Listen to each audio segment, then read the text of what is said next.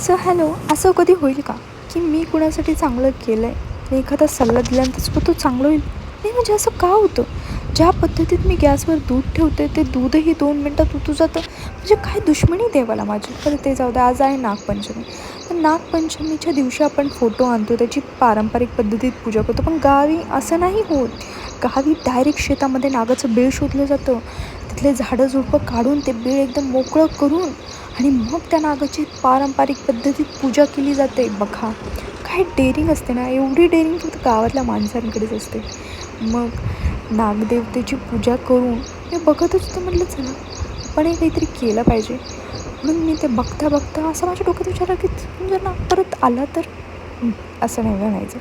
मीही देवाची पूजा केली, छान नैवेद्य वगैरे ठेवला, मस्त स्वामींचा आशीर्वाद घेतला आणि माझ्या दिवसाची सुरुवात रोजच अशी होते. मला तर काही उपवास नव्हता, त्यामुळे मी माझ्यासाठी मस्त भाजी बनवली होती. आणि सण आहे आणि आपण साडी घालतो आणि साडी घातल्यानंतर फोटोज आणि रील्स काढणं न काढू असं होईल का? सो असं झालं माझ्या डेचं